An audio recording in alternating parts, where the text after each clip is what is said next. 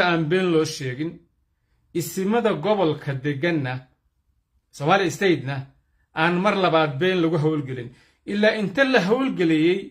oo dhanna loo dhaqaajin waayay ayaa iyagoo hawshii ku jira buur madow la adeegsaday haddana mar labaad baa waxa la leeyahay apologize baan bixinaynaa hawshii gala arrintii marka garaadka dadka wax magaratada ah ee social media ku jira la kala cararay kuwa waxay leeyihiin garaadka ceerigaaba kama hadlin garaadku labadii gaatoo miyuu ka tanaasulay garaadku kuwa kalena waxay leeyihiin nimankii waa soo laabteenoo waxa weeyaan goorta dowladda Soomaaliland ku adkaysay inaan lala hadlayn bay soo laabteen waxaa soo dhami waa kadib weeyaan iftiraa weeyaan waa iftiraa ceerigaaba magaalada la yiraahdo sadka war haystaan halka niman baa deganaa harti ah niman baa jira gahaylaha oo maandhowsto magaalada laga dhaxaliyay nimankaasi waa nimanka stiil xataa markay ceerigaaba la wada joogay guryahoodii 90kii la qabsaday waa la haystaa gahaylaha wixii dhiigiyo uu isku jiray waa iskaga guureen oo bari bay aadeen ashxaas loo haysto madax furasho ayaa maandhowta laga hadlayay nimankii harti ee gobolka deganaa ama dhulbahanted ama warsangelide horaan waxaan idinku sheegay war dhulka oo laga qabsado waxa ka fool xun in dadka lagu qabsado oo dadka la dulaysto oo dadka la bedelo isku daro gobolka nimankii deganaayo hartiga la oran jiray marka nimanka laga hadlayo la haysto laga reebo haday dhaqan lahaayeen haday siyaasi lahaayeen haday dhalinyaro lahaayeen qof hadlaya kuma jiro xataa haday soo qaxeen oo dhulka xorta ay yimaadeen inay hadlaan ma awoodaan 30 sano kuwa qurbaha jooga inay hadlaan ma awoodaan 30 sano dadkan la bahdilayay oo gacanta wax loo saarayay hadeerna wixii gacanta loo saarayay baa loo kordhiyaa kuwa ganacsato waaweyn baa jira oo gacanta wax loo saarayo bal idinku soo hela qof reer ceerigaaba ah oo ama dhulbahanta ah ama warsangeliyaho dhaqana ama siyaasi ah ama aqoonyahana oo intuu fagaare isa soo taago bini aadamka wax uu rabo u sheegi karaya dullinimada aan idin sheegaya taaway saasaa la isu dullaystaa marka in ceerigaaba laga maqan yahay oo dadka jiilka haray la badbaadiyo aad iyo aad baan u soo dhawanayaa ceerigaaba ha la haysto ha ka heeseen reerkaasi ha ka dabaaldegeen maryahooda ha ku xardhadeen intay doonaan ha joogeen iyagay u taallaa laakiin in jiilasha soo hadhay la badbaadiyaa aad bay muhiim u tahay waa 30 sano aaway dadkii ceerigaaba deganaa aaway kuway ka qaxay cidda hadlaysaa u badani waa gabdho nin ama dhulbahanta ah ama warsangeliya oo intuu fagaare isa soo taago sidii nin u hadli karaa ma jiro in Cabdullaah Xasan baa wax laga sheegay rag hub qaaday waa wada haliyay nabad sa haystaa waxay kala hadhaan maalintii rag saleelaan kuwii cuqaasha sheegan jiray kuwii isimada sheegan jiray kuwii aqoonyahanka sheegan jiray nin hadlaya kuma jiro bala markeeda dadka ceerigaabo iska lahaa oo degan markay yimaadaan oo saaxada ku soo laabtaan baa ceerigaabo laga hadlayaa inta ka horeysa nimankaas waxa ka dhaxaysan qodobkaasna intaasan ka hornaa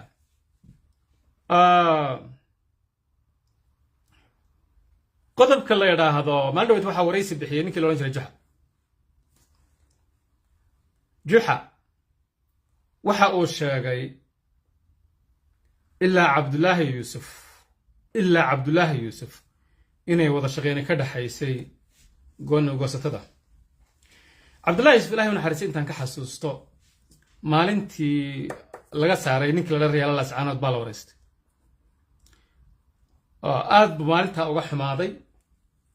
waxa la weydiiyay wax xiriir ma lahaydeen idinku Soomaaliland wuxuu yiri ninkii dhintay ee ina cigaal la oran jiray xafiiskiisa waa laga helayaa waraqo aan isdhaafsanay oo guud ahaan qadiyada Soomaaliya khusayay laakiin buu yiri kani waa tuulayna man isticmaalayaan way buu tuulna ma istahreena la hadlo juxa ninka la yiraahdo waxaan idin daarayaa codkiisa muddo 5 sano hadda laga joogo barafaylkeena wuu ku jiraa waan sheergareeyay isagoo leh SNM baa waxay noo diidan tahay hadaanu nahay reer garoowe inaanu hindisno oo sanka nahaysa aan idin daaro walaw codku uu hooseeyo iyo wax laga yaabo inuu dad kale xabada dafoorka kaga hayo oo wixii isagoo ka cabanayay aw dad kale ku sameeyo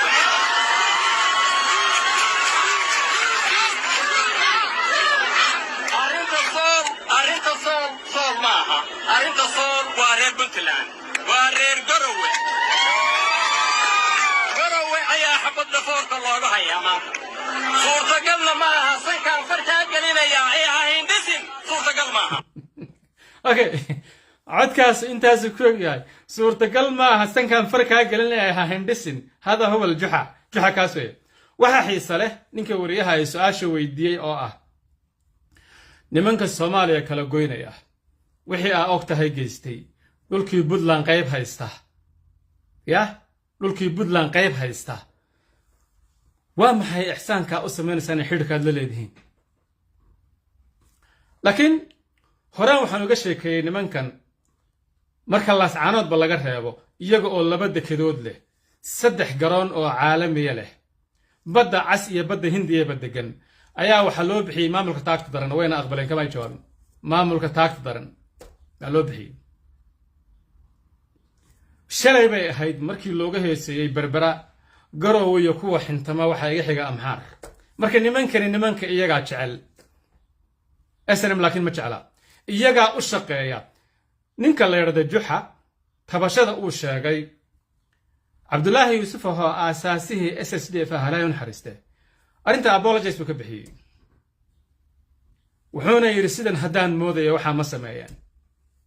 walina ma arag nin juxa aan ahayn oo majarteena oo waxa wax ka dayaya ama taariikh ka dhiganaya ama ku faanaya Puntland maalintii la aasaasay ujeedada loo aasaasayna waxa la bartuu ka ahaa in laga hortago goosatada doonaysa waddanka inay kala goyso bilcakis wuxuu yiri marad thanaa'iya baanu wadaagnaa xanuun laba geesoodana wada haya waana iskaashanaa waxa isweydiisaa Puntland yaa la yiraahdaa horta Puntland dadka la baxay oo loo dhisay ma dadka tabashada ma SSDF bay ahayd marka juxatiisa loo raaco reerka la yiraahdo harti iyo leylkase iyo Soomaalidii inta aan ahayn gobolka deganayd ba maamulka ku midoobay laakiin garashada juxe iyo aragtidiisa oo foroole aaba ugu yahay ayaa waxay keentay sidan in loo hadlo dadkan wadadan lagu socodsiiyo marka hayskaashadeen ha jeclaado waxa uu u gooyan arkaynaa qodoban ka booday SNM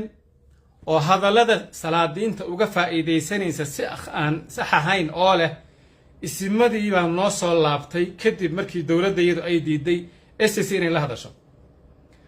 horta waxaan idin sheegayaa SSC waa la aqoonsanayaa oo ciro uu aqbalay mataladaas laakiin xataa hadduu aqbalo oo uu aqoonsado SSC qorshaha kuma jirto inay la sheekaysto ciro in la yiraahdo macquul maadaama lama maamul la noqday maxaabiista aan si sidayno waxaan dambiilayaal ahayn laakiin iskaashi dambe iyo wada hadal dambe iyo xiriir dambe taas way dhamaatay ha ku bishaaraysteen taa hal liqaan maxaa yeelay Siilaanyo xal kale markuu waayay wuxuu go'aansaday inuu khilaafo Khaatumo iyo Cali Khaliif markuu aqoonsadayna wixii ka dambeeyay waa looga khiyaanay noqotay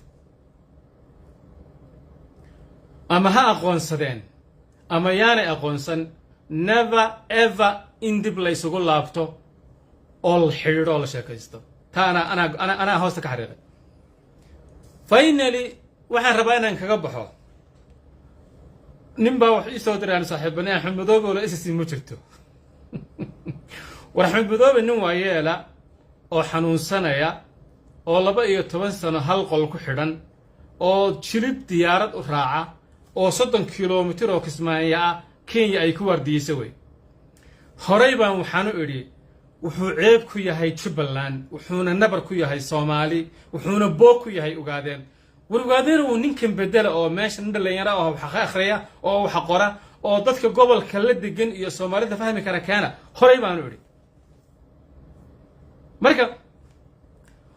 waxay isku xanuun yihiin Saciid Cabdullaahi Deni oo la leeyahay hadda safarada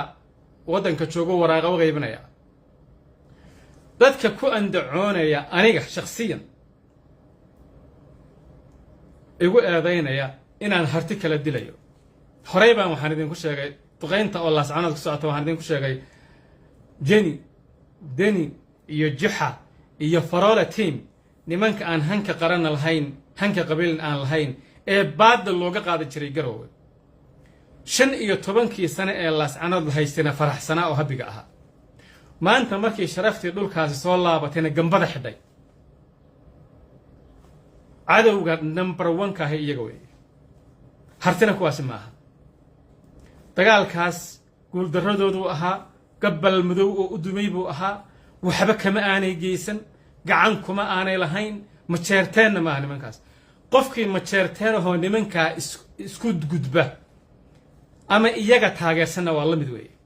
tollimadiisaanaan rabin ehelnimadiisaanaan rabin waanaan arki karin cadow baanu aqoonsanahay qofka jixa iyo dani la fakarka ah maanta maxaa yeelay war 15 sano oo halka halagu ka soconayay way faraxsanaayeen hankoodana wuxuu taagan yahay inay qofka xildhibaanka xulaan maanta oo aragteen in kun wiil la aasay oo damage-ka ah ogtiin la geystana gambay xidhan yihiin safiirada shisheeyahay yimi oo waraaqaha loo qorayo safiirada shisheeyaha waa danjirayaal jawaasiisa oo ilaaliya danaha wadamada ay ka yimaadeen jaahilnimada iyo jaajuusnimada waxay keentay in ama lala xidhiidho ama la isla soo sawirado waxaan la kulmay safiir hebel akhas ala hada anaga safiirka ingiriiska iyo mareykanka wax naga bedeleen safiirka ingiriiska iyo mareykanka iyo waraaqaha loo dirayo intay noo yimaadaan wax naga bedeleen marka dadku inay munaafiqiin noqdaan ma aha war maalintii godad iyo garaaca taangiyada laga soo rarayay oo suldaan garaasa uu muusanaabayay xagee jireen juxa iyo dani xagee bay jireen waa maalintii juxa lahaa sooliya sanaag anaguna sii dayn mayno Soomaaliland sii dayn mayso hadduu idin leeyahay dastuurka iyagana way ku taallaa koodana way ku taallaa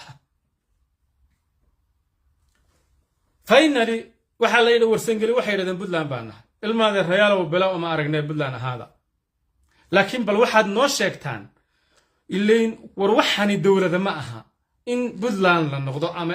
goosata la noqdo ama SSC la noqdo macnaheedu ma aha in dawlad la yahay macnaheedu waxa weeye dhulka la ilaashanaya iyo sharafta reasonkii Puntland loogu midoobayna wuxuu ahaa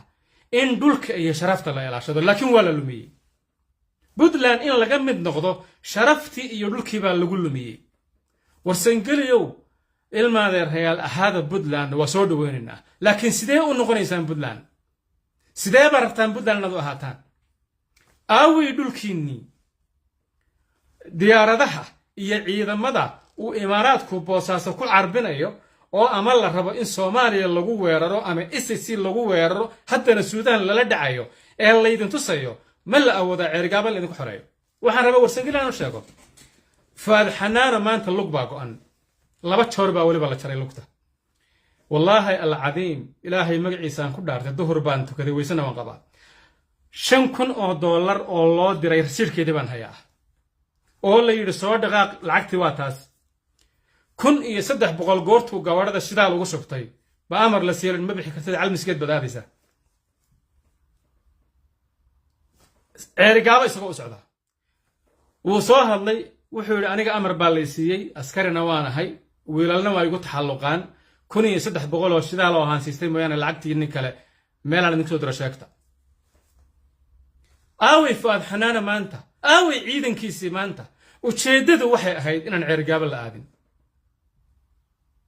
maxaa daacish loogu soo beegay dagaalkeeda maalintii ceerigaaba loo dhaqaaqay warsangeli oo Puntland baanu nahay baad tirahdeen yes Puntland annaba waan nahay waana ahaan jirnay waana ku faraxsanaan ahaano laakiin ujeedadii loo dhisay bay Puntland lumisay waxay lumisay walaalnimadii waxay lumisay sharaftii waxay lumisay midnimadii waxayna lumisay dhulkii dhulka maanta SSC dispute area waxa kaga haray inta idinku aaleedihiin anagu haddaan doon ceerigaaba ka tanaasuleynaa waa guryaha waaba gadanaynaa ama sida caynabay ahaanayaan lama gadayo fiqi fuliyaan deganaanayna maxaa yeelay dadka sharaftiisa in la ilaaliyaa muhiim ah dadka in la adoonsado oo waliba uu reer adoonsado baa wax walba ka liidata dhulka dispute area maanta ku haray kiina weeye kiinaan diyaar u nahay inaan ku dhimanno oo ka saarno snm oo reerkaas inay aqbalaan reernimo baan diyaar u nahay intaan doonaynaa inaad gacan ugu sisan intaa wey horaan idinku sheegay hadday taasu dhici weydo soo maaha war annagu balambi baan leenahay ama kor wada hadla ama hoos wada hadla annagu balambi baan leenahay haddaad go'aansataan dhulka intiina istaraatiijiga ah ee xeebaha ah ee buuraha ah inay ku soo jirto dispute area